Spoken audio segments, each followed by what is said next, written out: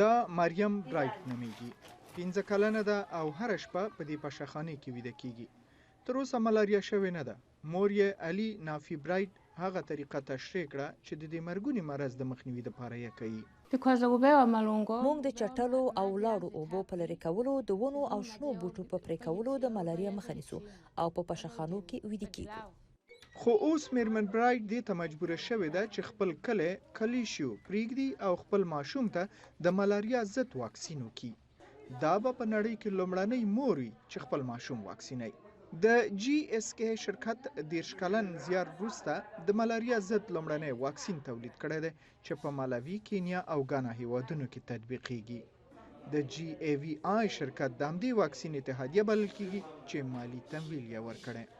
Over time, we've begun to see resistance. مونږ د واکسین د تولید په موده کې زیاتې ستونزې لرلې ترڅو داسې تجهیزات ورته تولید کړو، مثلا د حشراتو سره د مقاومت، د درملو سره د مقاومت یا هغه سپری چې آزاد هوا ته ځي. د دې معنا دا و چې ټول ابزار مو لږ اغیزمن وو. نو نتیجه دا شو چې د مختلفو ابزارو په لرلو سره ستراتیژي تعقیب کړو. نو د ملاریا د واکسین تولیدول موږ ته د خوشحالۍ لوی خبر وو او دا خاص واکسین چې په 30 کلنه تجربه او زیار کې ترلاسه شوی لومړنی واکسین دی چې په کلینیکي تطبیق کې موثریت ښودلی دی. د مالاوي د صحت وزارت د دې پروژې اهداف هم تشریح کړل.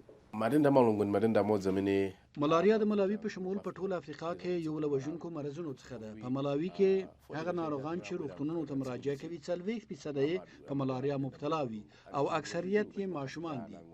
په همدې خاطر موږ د 15 میاشتنۍ څخه نیولې تر 2 کلنو ماشومانو پورې د واکسین ورکول پیل کړي دي. علي نافي برایټ په دې هیله ده چې نور هیڅکله هم د کلینیک ته د ملاریا د معاینې لپاره ورنشي. د صحي سرویګانو معاون بنیامین MBV هم په دې هیله ده چې د ملاریا د وژونکي مرض له امله مړینه کمه شي. رښتیا هم چې ملاریا زموږ په سیمه کې یو لوی خطر و. موږ ته په ملاریا اخته ډیر ناروغان راځي. اوس ډیر هیلهمن شوي یو که د ملاریا د واکسین سره په ملاریا د مبتلا کسانو مړینه کمه شي او په دې سیمه کې پر بل اخره د مرګ مخنیوي وشي. د دې ټولو هیلو سره دا واکسین یوازې 10 یا 40% اغیزمن بلل کیږي. د روغتیا نړیوال سازمان په علمي او تخنیکی اړخ کې مسؤلیت اخیسته چې د ملاریا د واکسین تطبیق مخکې یوسي. د روغتیا د نړیوال سازمان په وینا په نوي واکسین به هر کال په مالاوي، کینیا او غانا کې څه ناڅه 360,000 ماشومان واکسین شي.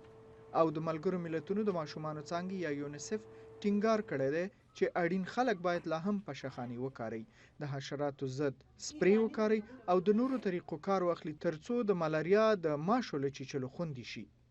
دوی وی په ملاریا هر ورځ 800 ماشومان مري چې عمرونه یې تر 15 کالو رسي.